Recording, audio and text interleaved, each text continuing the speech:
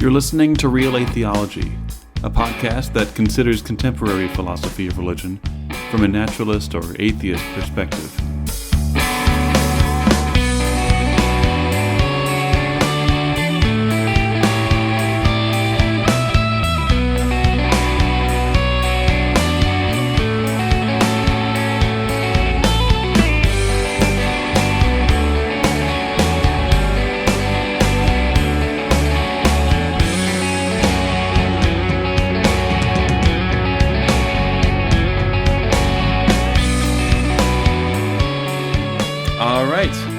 Welcome to Real A Theology. My name is Justin, and my guest today is Dr. Dustin Crummett. Dr. Dustin Crummett received his PhD from the University of Notre Dame in 2018 and specializes in social and political philosophy, ethics, and the intersection of philosophy of religion in these two fields. He currently teaches philosophy at the University of Washington, Tacoma, and is the executive director of a new nonprofit. First things first, what led you into an interest in philosophy? Yeah, that's a good question. I think I was always sort of interested in philosophical questions. It wasn't really until I got to college and took a philosophy class that I understood that this was like a career path. Right. So I sort of went to college with this vague idea that maybe I would be like a novelist or something and write sort of philosophical fiction or something. And then once I realized that you don't actually have to do that, you can just write philosophy, and that's like a job that people still have. Right. That seemed pretty natural to me. I guess, yeah. I mean, I've always been interested in questions about politics and ethics, and also about religion. Part of my interest in philosophy was becoming interested in questions that are related to philosophy of religion and wanting to figure out the answer to those. So I think you're maybe going to ask a question that's relevant to that in a minute. Yeah, no. So that was exactly what my next question was why philosophy of religion in particular? It sounds like you just had a general interest in those questions all along. Yeah, I think that's right. I mean, in general, the areas that I've worked in are areas that I think are important. Ethics, political philosophy of religion, all very practically important, existentially important, whatever. And also areas that I think are intellectually interesting. Philosophy of religion has, there's a bunch of different stuff that bears on it. There are a lot of different approaches, different topics you can discuss under the banner of philosophy of religion. We'll talk about some of the papers I've written taking kind of unconventional approaches or thinking about things that people don't normally think about or that sort of stuff. But yeah, well, so you are a Christian, and I guess were you raised Christian, or was this something that you kind of came to through thinking about these things philosophically, or was thinking about them kind of just an outgrowth of your curious personality and you were a Christian already, and so you wanted to kind of develop your worldview in a more... Yeah, I guess I would say I was raised Christian in sort of a conservative evangelical environment that's quite different from where I am now. Over time you start wondering, like, is this stuff true? I remember actually, I think maybe the birth of my interest in philosophy of religion was I had heard some like radio program with some atheist guy who was like a guest, and then later on I was walking down the street at Disney World. We were on vacation, and I thought, like, what if that guy's right? Suddenly became very interested in this, and it was. I mean, I was in an environment where people couldn't really answer the sorts of questions that I had, I think. So I read, I remember I got The Case for Christ from the church library, the Lee Strobel book. That was not convincing to me at all. My first philosophy of religion book too. Oh, really? Yeah. If it counts as such. That didn't do anything for me. I read some C.S. Lewis, and that sort of convinced me for a little bit, but then over time I started to think, okay, there are some problems with his arguments. I was also reading lots of like online atheist stuff, blogs, people passing along new atheist arguments, that sort of stuff. Hmm. And, some of that seemed convincing to me at the time. So, I didn't really know what to think. And I came to a point where like, I was very uncertain. I thought of myself maybe as a kind of like borderline agnostic fideist or something. And then in college, as I studied philosophy of religion, often just on my own, just reading stuff, I came to think like, okay, a lot of the sort of online atheist argumentation I've been exposed to is actually pretty bad. There's more sophisticated Mm, philosophical work, but the stuff that had been for bothering me sure. before was really not very convincing. And I came to think that there were actually like some pretty good natural theological arguments, and that sort of set Yeah. me on the course of studying these things and of thinking what I think right now. I guess it's sort of there's kind of a common story of like somebody taking philosophy classes and losing their religious belief or something. For me, it might almost be the inverse. It might be that I would have lost it had I not started studying philosophy and thought like actually the way that I was thinking about things previously was not the right way to go about it. Yeah, that's interesting.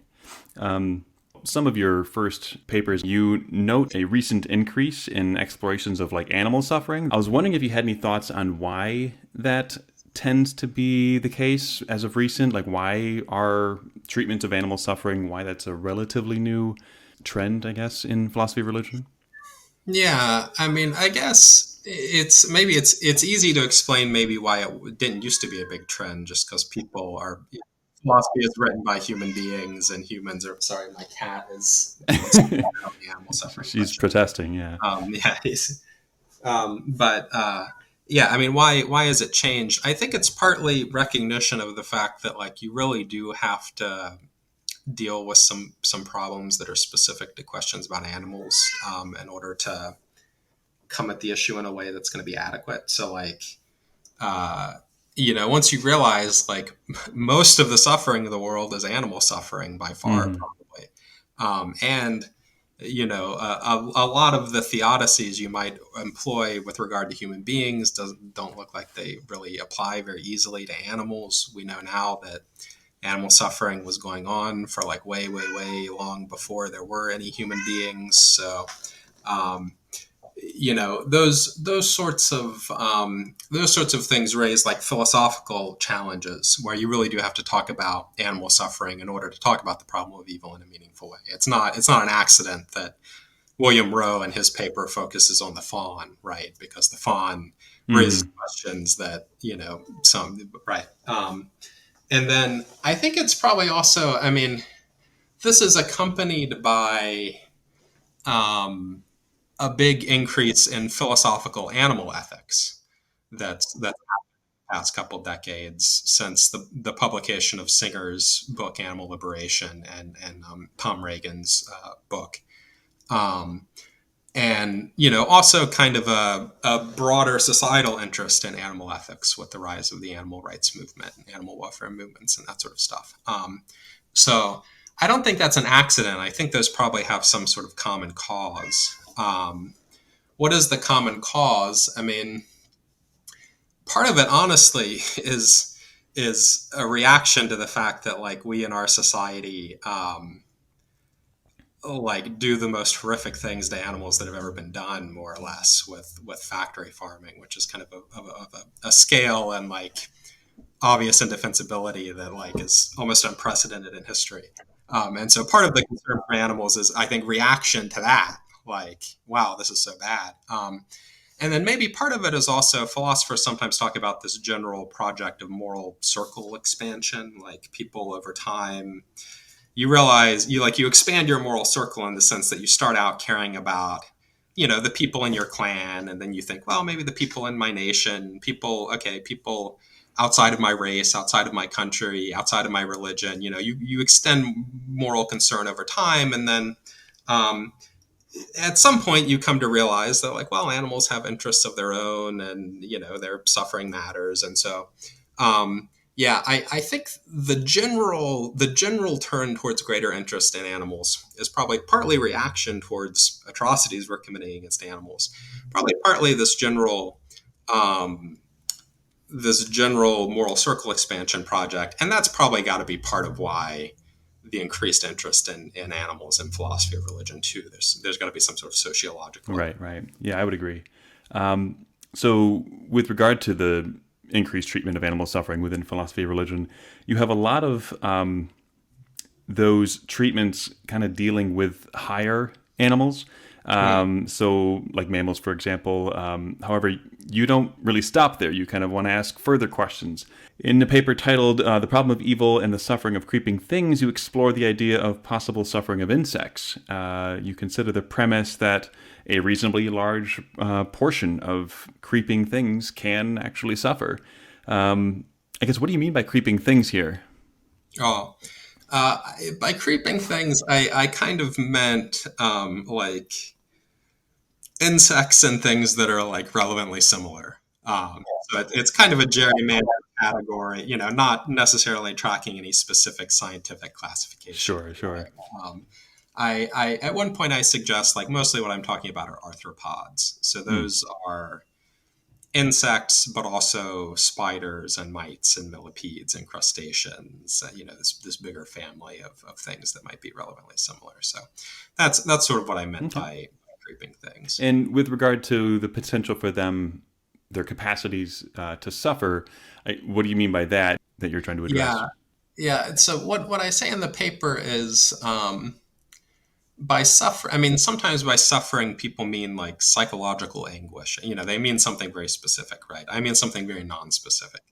I just mean like things that are bad for them can happen. Things that like lower their welfare, and it's not just. I mean, there's some sense in which using a knife against a hard surface is bad for the knife because it dulls it, right? But it's not that. That's not the same sense in which being tortured is bad for me. That's sort of this Right. purely functional sense that applies to artifacts or something. Um, and so the question is like the sort of well-being that like actually grounds rational concern for that individual.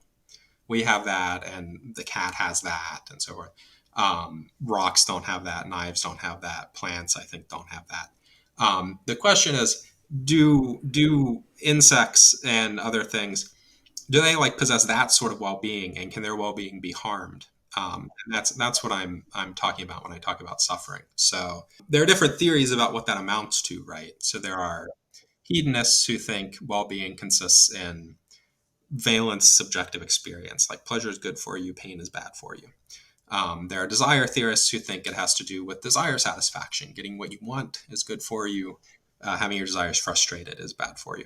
There are objective list theorists or hybrid theorists who think it's some combination. Maybe pain is bad for you, but so is having your achievements frustrated. So is being betrayed. Pleasure is good for you, but so is friendship, achievement, whatever. I myself am drawn towards some kind of objective list or hybrid view, but I'm inclined to think that uh, to be a subjective well-being of the sort that we have in mind here, the kind that is like things are really better or worse for you in the sense that can ground moral concern. I'm inclined to think that that requires the capacity for conscious experience. And if I'm right about that, what it will come down to is, do insects and other creatures have the capacity for conscious experience? Right. So, do you think there's any good reason to think that they do, or are there good reasons to think that they don't? Yeah, How do you kind of see the reasons weighing up? I know that you don't really take like a hard stance on it in the yeah. paper, but Um, I don't take a stance on it in the paper. I think now, Rethink Priorities, this organization that I'm working for now in a way, they've actually published some research on this that people can find online. I having read some of that and some other stuff. I mean, I'm I'm now I'm now inclined to think that like yeah, some insects I'm pretty convinced are conscious. I think there's pretty convincing evidence in the case of say like bees or fruit flies or black soldier flies. And there are different ways of going about trying to answer this question. I think what convinces me is just the fact that it seems like they display the kind of behavior that is caused by consciousness in us, and that you think like if consciousness serves any kind of biological function, it's to produce this sort of behavior. Behavior that is not just reflexive or pre-programmed, but that is flexible, is sensitive to motivational trade-offs. Do I go for the food even though there's some source of danger, and like they can respond in ways that kind of make sense given the relative values involved. Things that display learning, in some cases like rudimentary tool use. People might have seen the video of the bees playing with little balls. You can train them to like push a ball into a hole. um, yeah, and they can then teach other bees to do that. That they can like watch another. Yeah, so I mean, really very sophisticated stuff. And so Michael Tai, the philosopher of mind, has a book called Tense Bees and Shell-Shocked Crabs, where he talks about some of this stuff as well. So people could look that up if they want. But yeah, I'm inclined to think some insects probably do. There are other approaches, looking at neuroanatomical stuff, like, well, they do have parts of their brains that are responsible for like integrating sensory information. Maybe that is what grounds consciousness in us. There are arguments people give to the contrary. One form of argument is a kind of neuroanatomical argument that says like, well, consciousness in us seems to be associated with the cortex. They don't have a cortex, so like probably they're not conscious. People use the same argument to argue that fish don't feel anything, which is hard for me to believe. I'm not very As convinced a of that. pescatarian, I have very good motivating reasons to believe that, at least. Yeah. I don't know if you have good epistemic reasons, unfortunately. But pescatarianism actually, this is off topic. Pescatarianism actually is, I wouldn't recommend it really because I think fish can probably feel pain, and it actually kills quite a lot of fish because fish get fed to other fish. So like the one that you eat is, but anyway, Well, you're um, ruining my day, so. yeah. Oh. Fish and chicken and eggs might be some of the worst things to eat actually from an animal. But anyway, uh, the thing is, first of all, like there might be some evidence that some humans without a cortex are conscious, some anencephalic infants. This is controversial, but it might be that there's like a degree of neuroplasticity where if the cortex doesn't develop, other things can take over. And you might think, well, okay, if humans can be conscious without a cortex, maybe other animals can. But also, we know that insects can. I mean, their brains are just different. They don't have a visual cortex, but they can still see, right? So there's some reason to think, maybe this is handled in the cortex for us, but not for them. So I don't think that's a very strong argument. There are also, behavioral arguments where like insects are damaged, but um, it looks like they just keep doing what they were doing. They don't respond to the injury, and so you think, well, they must not feel anything, right? Um, I talked to an entomologist about this. I mean, one theory is it could be, so there's like sharp stabbing pain when you are injured, and then there's like the lingering pain from an injury. Like there's the thing that gets you to like immediately stop doing the thing and not do it again, and then there's uh, like the lingering pain that causes you to like tend the wound and not put any weight on your ankle and that sort of thing. And those are mediated by different neurological processes, if I remember correctly.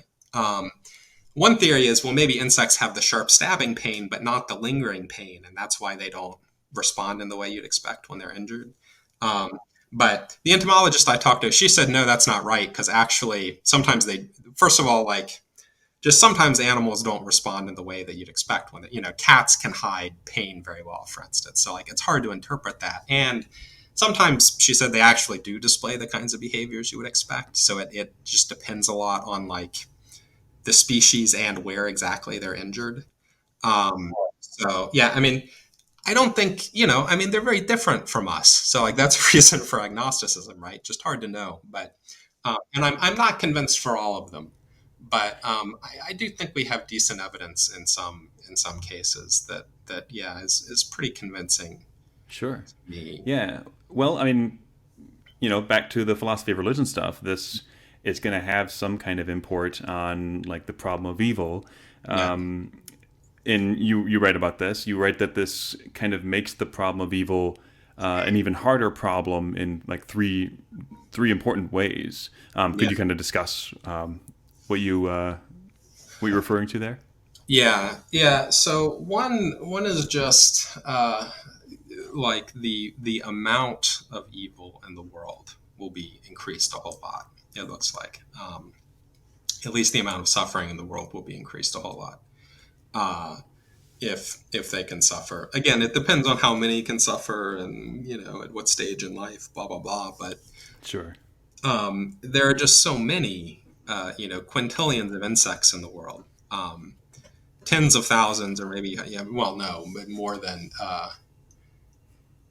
I think maybe like hundreds of millions of times as many of them as us or something. I might be getting the order of magnitude wrong, but just way, way more of them than us, way, way more of them than all vertebrates by many, many orders of magnitude. And so, like, there's so many of them that there's going to be a lot more suffering. Second of all, it's somewhat plausible that like their lives might contain a worse proportion of evil to good than ours. For one thing, so like broadly speaking, I mean, it's a little more complicated than this really, but the traditional thought is like there are organisms that K-select and there are organisms that R-select, and organisms Right. that K-select are like us. So you have a number of offspring that like roughly matches the carrying capacity of the environment. You have a small number of offspring and you try to keep them alive. Whereas the other strategy, R selection, is you just have as many as possible, and most of them are going to die. And you Yeah. just, Throw a bunch of stuff at the wall and yeah, hope something right. So sticks. something's going to hit, right? And so, like, the vast majority of them in the wild die very quickly from disease or the elements or predation or whatever. So, like, there's just a whole lot of them where they just kind of die in a probably not great way real fast. And, like, what do we make of that? And then, yeah, there's this question about theodicies. So, a lot of theodicies are like specifically designed to deal with human suffering. Things about like character growth. It's not immediately obvious. Like, can an animal, grow in character from their suffering or something like that? Um, and uh, where there are attempts to extend some of these theodicies to non-human animals, well, maybe they can, or maybe animals, they don't quite have the capacity for like morally virtuous action, but they still have the capacity to display courage and concern for others. That sort. Maybe there's some sort of capacity for some sort of meritorious agency or something. Um, you know, it's just because insects and similar things, like, their social and psychological capacities are so much less robust. It's harder to see exactly what sorts of goods could be brought out of their suffering, Hmm. and so it's you wind up with this situation where, like, if a lot of these things suffer, then like that's kind of like that's like the median case of suffering maybe in the world, is just you're some insect that gets eaten after like a day or something, or Right. like freezes to death or starves. And it's quite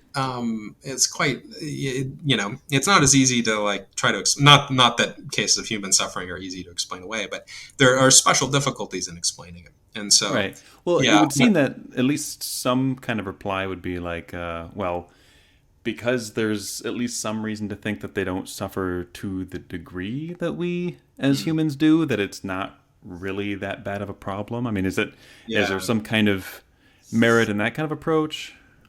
Yeah, so it's a little. So there are like two things that the person saying that might mean. They might mean like they have a lower moral status, so their suffering like counts for less pound for pound. Or they might just mean that like they don't suffer nearly as much. Like their experiences are like maybe much less vivid than ours or something like that. Um, Regarding the second point, I mean, are their experiences just much less vivid than ours? One thing to say is, uh, even if that's right, it might not solve the problem. So I suggest at one point, like, if you weigh it at like 10,000 to 1, you think their suffering is 1/10,000th as intense as mine. And I suggest one way to see whether that's an intuitively plausible upper bound is to imagine, like, would you rather be a human suffering for a minute or like a caterpillar starving to death for a week? Because there are 10,000 minutes in a week about. And it's not obvious that you should prefer the caterpillar in that case. I think, right? So I think it just intuitively like 10,000 to 1. Yeah, maybe that's a plausible upper bound. If you do that, then it would still wind up that like the amount of suffering was tens of thousands of times greater than the amount of human suffering. Even if you assume that they suffer in like equal proportions to us, which is probably not true. And they were around for like way longer, right? Hundreds of millions of years. So there's like all that too. So like even if you weight it very, very slightly, just the sheer amount could still really add up in the aggregate. There are people who think, no, as a matter of value theory, like you can't aggregate in that way. So like a bunch of little harms can't outweigh one really big harm. And that there's a family of arguments called spectrum arguments in philosophy. I give one of these in the paper. It's a little complicated to explain, but basically it turns out that if you say that, you wind up having to reject the claim that value is transitive, that like better than or worse than are transitive. So you have to reject the claim that if A is worse than B and B is worse than C, then necessarily A is worse than C. Um, and that's very implausible to my view. And I think we can explain away why people would hold that intuition that you can't aggregate in terms of known cognitive biases. So things like scope and sensitivity. So there are studies. You ask people like, how much would you pay to save 100 seagulls from an oil spill? And people are like $25. And you ask them, how much would you pay to save 100,000 seagulls from an oil spill? And people are like, $26. Like it's just once it's like more seagulls than you can Right. picture. Your intuitions don't respond to it anymore. And probably something like that I think is going on just when you're dealing with super huge numbers. You Yeah. can't. Or there's the old joke about this guy is listening to an astronomer, and the astronomer says the sun will burn out in 5 billion years and everybody will die. And he runs screaming out of the room, the guy who hears this, and his wife comes after him and is like, honey, why are you so upset? That's not going to happen for 5 billion years. And the guy says, oh, thank God. I thought he said 5 million years. And of course, it actually is a lot better for it to be 5 billion. Certainly. 5 billion. It's 1,000 times as long, but it's a joke because like your intuitions don't, like why would you have any different emotional reaction, So yeah, I think basically one thing to say is even if you do weight it very slightly, I think you still have to aggregate it in such a way that in principle a large enough number could outweigh a single more serious instance. And there are just going to be so many that that's going to happen. Another thing is it's not totally obvious that you should weight them in this way. I mean, there are some people who have thought, like, if you think about the evolutionary function of consciousness or whatever, like, maybe there wouldn't be much point in just giving, like, only, the slightest little push in one, just like the faintest hint of consciousness, Maybe their physical pain just feels the way that ours does. Or maybe it even feels worse because they're not as smart and they need a stronger incentive to learn. Some people have speculated about that. Rethink Priorities has done something called the Moral Weight Project that they're publishing right now. I'm not representing Rethink Priorities in my capacity in this interview, I should say. It's just that they've done stuff that's relevant to what we're talking about. And Bob Fisher, who's a philosopher, has been running that. And they wind up, and they'll say, don't take this super literally or whatever, like not more than within a few orders of magnitude or something. But they suggest, I think, that like the capacity for hedonic experience of black soldier flies might be like a couple hundredths of that of humans. And if that's right, some people think that that's intuitively weird. I don't know why people think that they can just intuit how much black soldier flies can feel. But, if that's right, then like it's not super slight, right? I mean, it's, that's if it's, half a percent, a quarter of a percent of our experience or whatever, then then once you realize there are so many of them, that really does add up, right? Yeah, yeah. And so, yeah, one thing is, even if you give it a very slight weighting, in the aggregate could still be really bad. Another thing is, not obvious you should give it a super slight weighting. Mhm. Um, and oh yeah, the other thing, I mean, you might say, okay, maybe they do suffer a substantial amount, but like it just doesn't matter because like they don't have they're like a lower moral status than us. Um, and I mean, the question then becomes, okay, so, that will have to be explained by something having to do with like our greater intelligence or greater psychological capacities. Or, yeah. The question becomes like, why does how bad your suffering is depend on how smart you are, and, or whatever. And the kind of the classic worry is that it's very hard to give an answer to that is principled and that doesn't have bad results. That doesn't imply that like some humans are much more morally important than others or something like that. Shelley Kagan is the philosopher who's probably done the most work recently on that sort of hierarchical view. He has a book called Counting Animals, more or less. And he actually says, like, yeah, there are moral differences between humans and moral status based on differences in psychological capacities and stuff. I have one paper responding to him that's out, and I have another one in progress that I'm going to publish. So I have a lot more to say I've about that. seen that. Yeah. Yeah. The one that I'm going to publish, I think, is actually yeah, it has, I think, a pretty serious problem. It shows, I think, a pretty serious problem for his view. But I shouldn't talk about it because it's not a good Sure. joke. But anyway, I said a lot there, but that's sort of my response to that sort of. Yeah. So, let's say that your suspicions about the so far testing of these insects, let's say that they're correct and that they do feel significant moral pain, such that this is something that makes the problem of evil significantly harder. I guess as a theist, how would you kind of approach this question? Like, what to you would make sense of this? Is like a particular theodicy you'd go toward? Yeah. So I think there's kind of like a broad distinction between theodicies where like some theodicies are trying to. Alexander Pope says, every partial evil is universal good. Whatever is right, right? Some theodicies are trying to show, like, for each evil, how that serves some purpose in the grand design. Oh, that will make you love God more in the end. That will cause you to grow in character. That will whatever. Um, and then there's another approach that's been defended by people like, say, Peter Van Inwagen or William Hasker that says, no, that's not right. Like, the world is pretty messed up.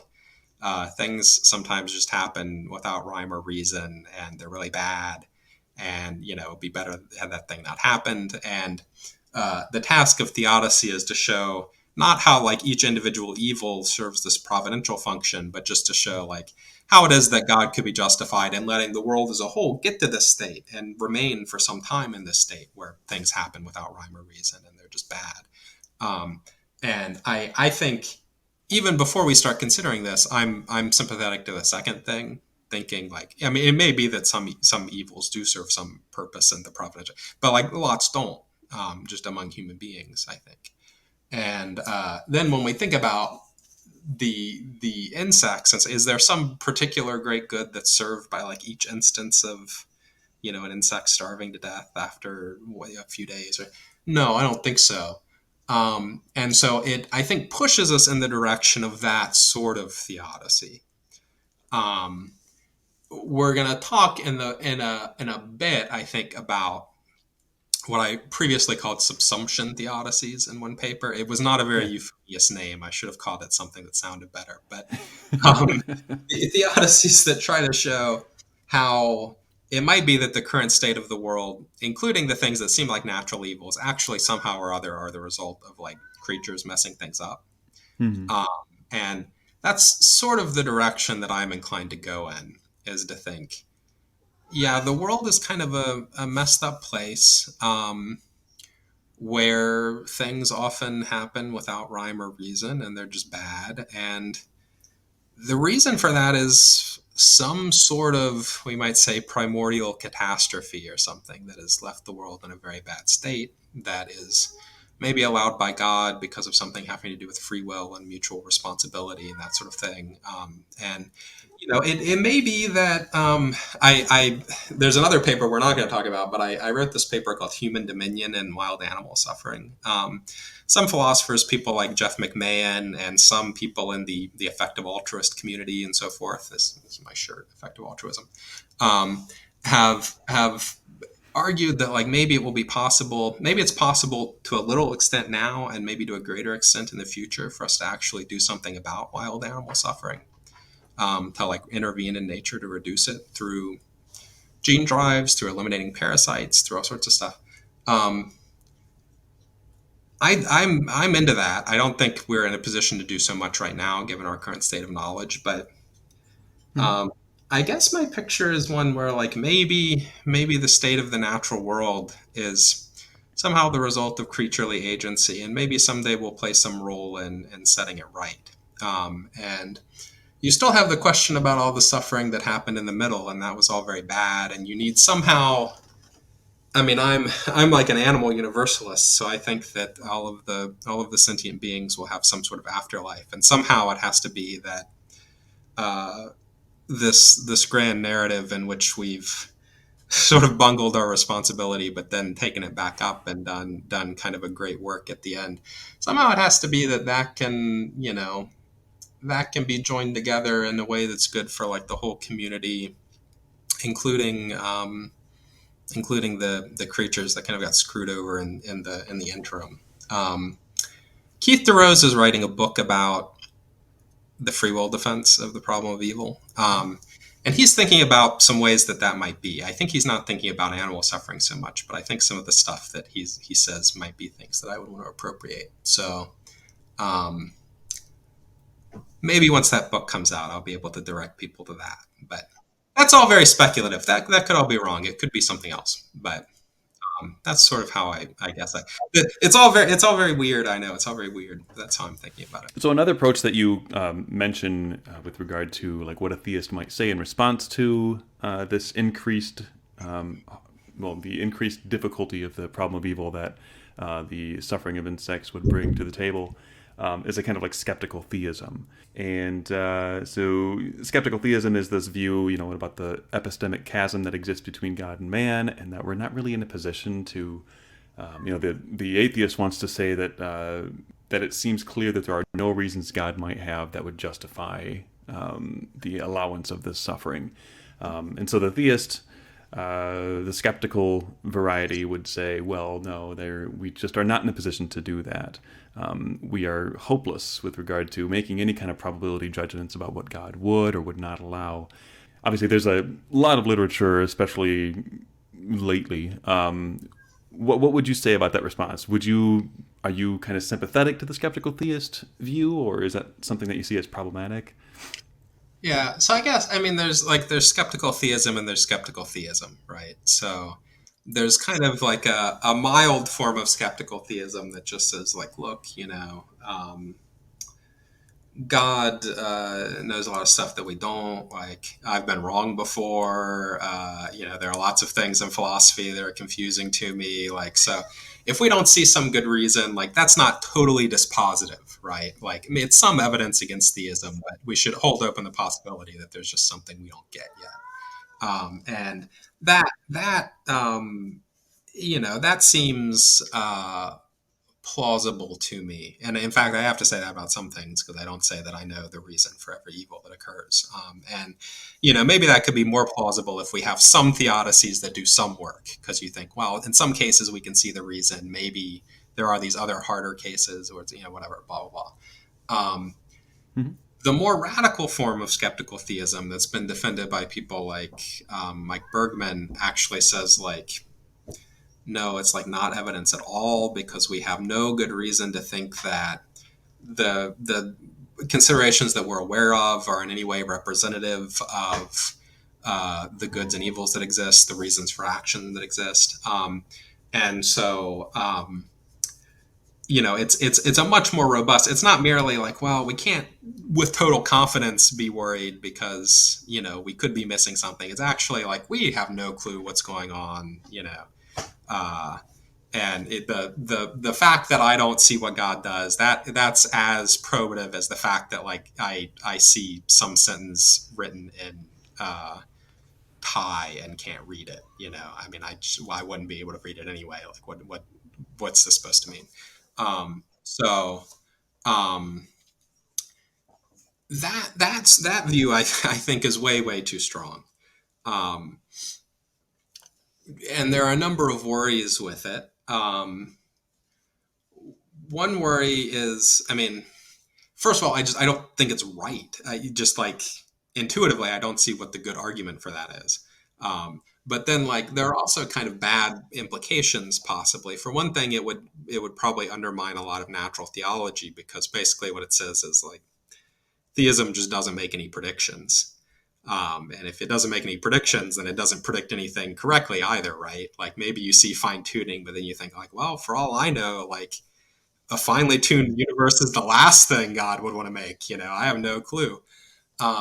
So it would undermine a lot of arguments for theism. It might risk undermining our ability to just make ordinary moral choices. Like, I see some kid drowning, but then I think like, well, the moral reasons that I know of are not at all representative of the ones that exist. Maybe there's some super good reason why this kid needs to drown. Yeah.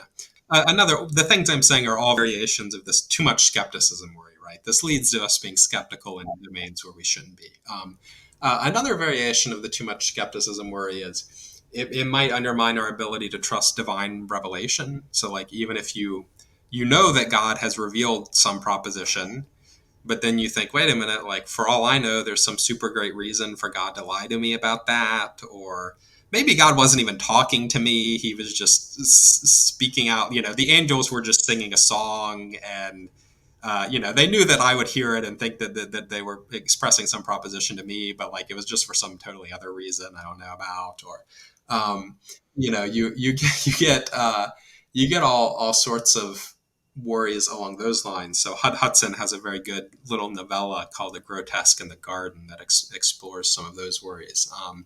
And then you might even think that it just undermines like your basic ability to like trust your like any of your beliefs. I mean, I think the cat is sitting in my lap right now, but like for all I know, maybe God has some reason to cause me to just hallucinate that the cat is sitting in my lap.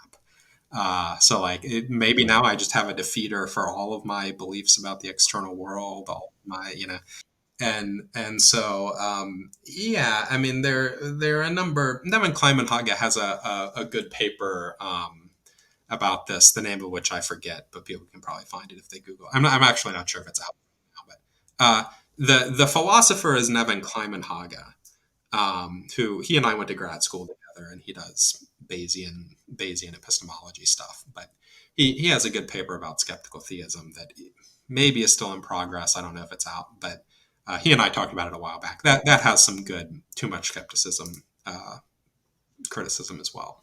The potential argument regarding like the no reason to think that God might not be lying to us or has morally sufficient reasons to do so. Mm-hmm. I find that to be like such a powerful, and it seems like inescapable. And like from my earliest acquaintance, my earliest understanding of that would be like Wielenberg's paper, and then like you were mentioning Hudson's paper, and then I think Stephen Law interacts with this a bit as well. And I just find that to be like such a. I'm surprised to see like that kind of robust skeptical theism being even advocated anymore because of those worries. Like maybe I'm missing something, but it seems Yeah. really damning in that way. I think it ultimately comes down to like pretty deep differences in like epistemological methodology. Um, Yeah. people who don't think that those arguments work often have more foundational views in epistemology that explain why they think that they don't work, and I just reject those more foundational views. But yeah, I think it's a very a very serious worry. So you've also written on the simulation argument with respect to the problem of evil. Could you kind of introduce us to what the simulation argument is? Yeah. So and this is going to get back into these questions about subsumption theodicy. So I'll try to explain some of the stuff that I said a minute ago, maybe in a minute when we talk about more specific things. But uh, the simulation hypothesis. This is something that initially comes from a paper by Nick Bostrom. Uh, Bostrom suggests think about this like so consider some civilization, suppose like future human beings um, become as technologically advanced as you can get, about more or less, right, consistent with the known laws of physics. um, it seems like if they were psychologically like us, they might have interest in running really detailed computer simulations, say of their ancestors.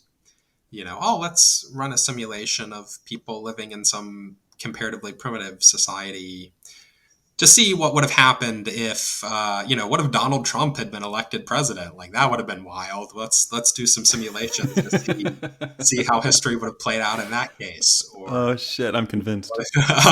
you know, or maybe just for entertainment. Maybe it's like an MMO where you have a bunch of NPCs and you can go in. There might be all sorts of reasons people would be interested in doing this, right? He says, and like Mm-hmm. if you do some basic calculations on like how powerful it's possible to make a computer given a certain amount of mass and whatever. If this is some interstellar civilization with arbitrarily powerful technology, then it actually would be super easy for them to make just like zillions of simulations of different things.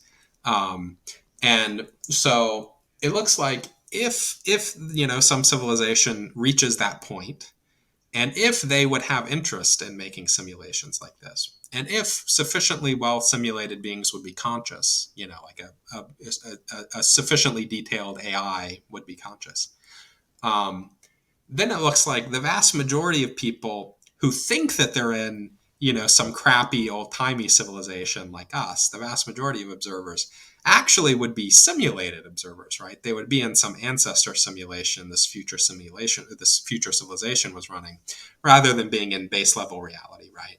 And so Bostrom thinks you should think either nobody ever reaches that technological stage, or you should think if anybody ever does, they're going to be so psychologically different by that point that they're going to have other stuff going on. They're not going to do this. Or you should think sufficiently detailed simulations wouldn't be conscious. I actually think that's probably not true. Even though I'm a dualist, I still think like the AI person would be conscious if it was done in the right way.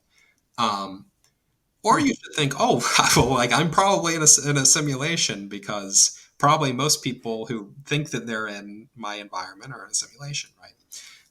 And he doesn't think you should think, oh, so I am in a simulation, but he thinks like, well, you should assign some probability to each of those. Probably it's hard to say exactly which of those is right, and so you should think there's some probability that you're in a simulation.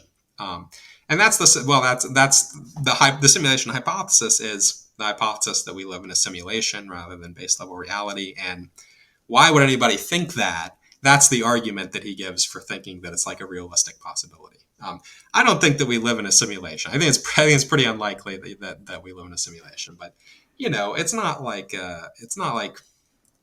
so unlikely that you shouldn't even take the possibility seriously, because there is this non insane line of argumentation for it, right? So that's what the simulation hypothesis in the So end. if you were to take that hypothesis and you were to move it into philosophy of religion, and you kind of explore what that would have to say about the problem of evil, you kind of come up with a new interesting theodicy. You call it what you mentioned earlier, the subsummation or the subsumption theodicy, or it's one of two forms of that. One of three. The thought I actually, so I came up with this independently. I wasn't the first person to come up with it, though. I think the first person to come up with it was Barry Dayton. There's a little section in a paper where he mentions this possibility.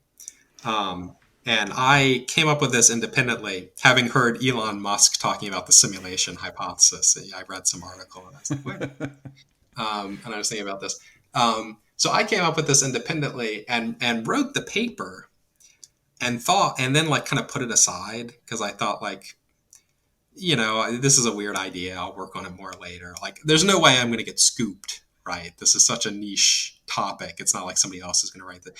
And then Barry Dayton published a whole paper about it. So he beat me to the punch. So I did get scooped. But then I went back and changed the paper I had written to be kind of a response to him. Yeah. So anyway, he and I and David Kyle Johnson and maybe one other person have all written on this in various ways. But so a subsumption theodicy.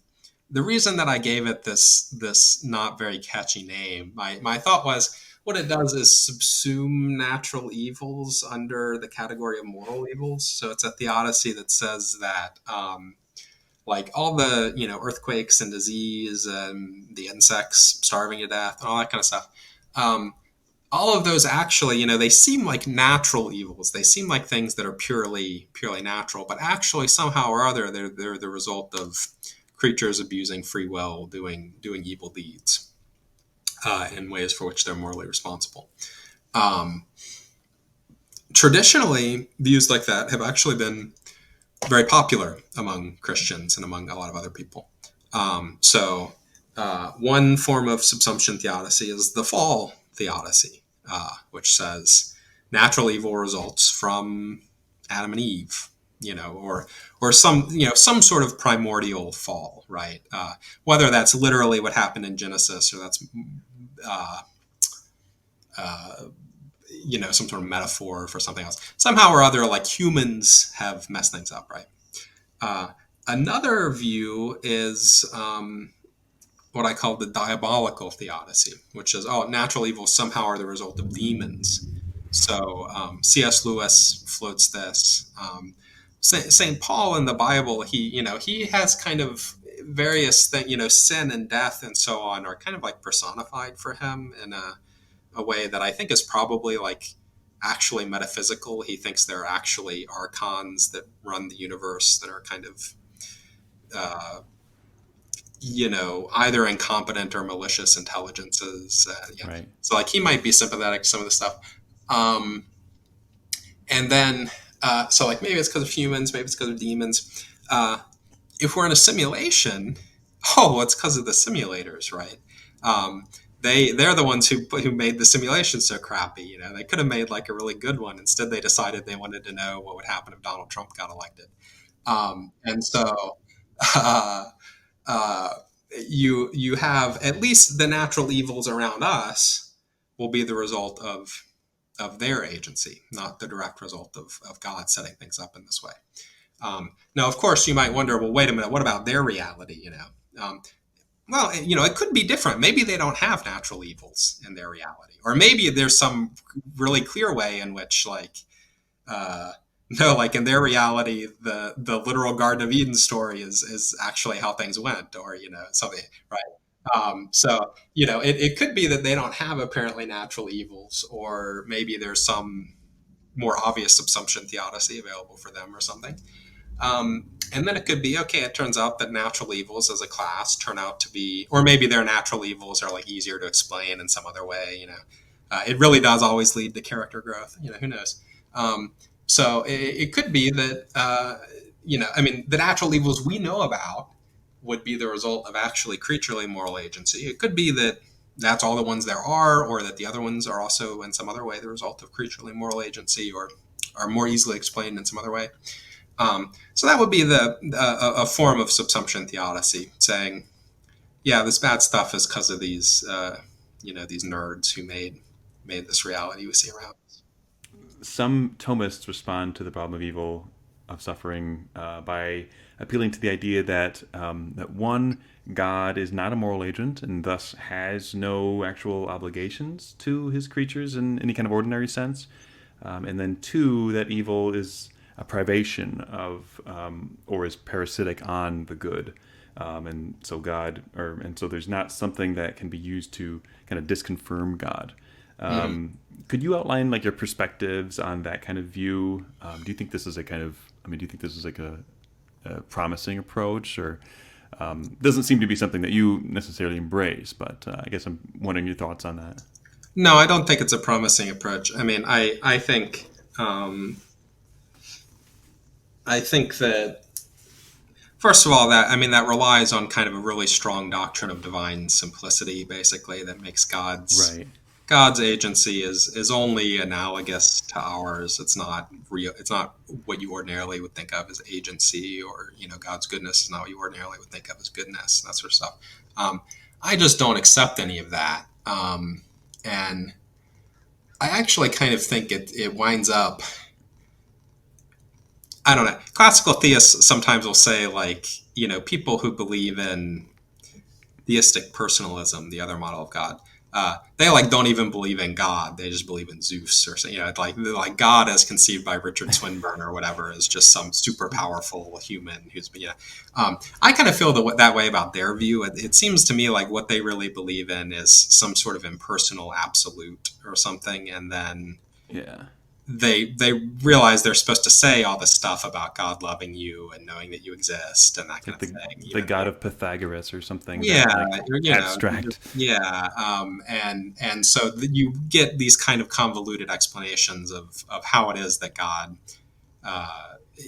cares about you and that kind of thing, and acts and has freedom and this sort of stuff, even though it looks like the basic model is not compatible with that stuff. Of course, I'm saying stuff about a very big debate, just very briefly expressing my views. Right. I don't go in for any of that. One concern, of course, is if you say God's not a moral agent, and so you don't the evil doesn't count against him. You get into kind of a similar worry as you had with skeptical theism. Like, wait a minute, does this view make any predictions? Is God? Can we say anything about what God would or wouldn't do? Like, if we can, then why doesn't the problem of evil count? If we can't, then of course they'll say, well, you can still show that God exists, because often they think you have basically deductive proofs that don't rely on claims about what God would or wouldn't do, but just the fact that there are contingent things or something like that. But I'm not sympathetic to that move. The thing about privation, I guess, sometimes they'll say the thing about privation specifically in response to, they often accept some sort of causal principle where the effect has to be somehow contained within the cause. And so the worry is, if there's evil in the world, does that mean that there's evil in God? And they say no, because evil's not a real thing. It's merely a privation. Right. I guess I don't accept the view that evil is only a privation. It seems, you have to have a very specific view of the convertibility of being and goodness and that kind of thing to get that. Can it do anything more? Anything more than just block this worry about the causal principle, and doesn't imply that there's evil in God. I don't think it could do anything more than that, even if we accept it. If you build a car without an engine, the lack of an engine is a privation, I guess, but it's not like the lack of an engine therefore can't count against you being a perfect car designer.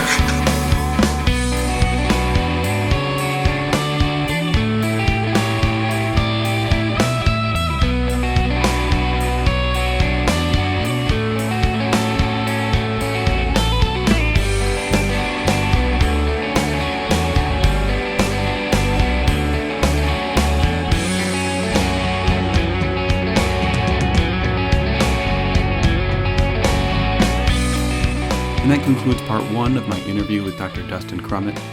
You can find more at his website, dustincrummett.com, as well as his YouTube channel, which features several fascinating interviews as well as informative lectures.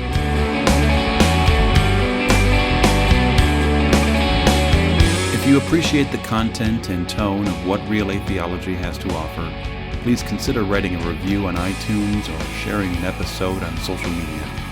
We also have a Patreon to which you can make a small recurring donation per episode in support of the show. Music is from the Chicago-based band Casserole. We would also like to thank our patrons: Aiden Armstrong, Jason, Robin Willems, Ed Atkinson, Kashi Samaro-Rira, Kim Bushkowski, Anthony Lawson, Jeffrey Rubinoff, Brandon McCleary.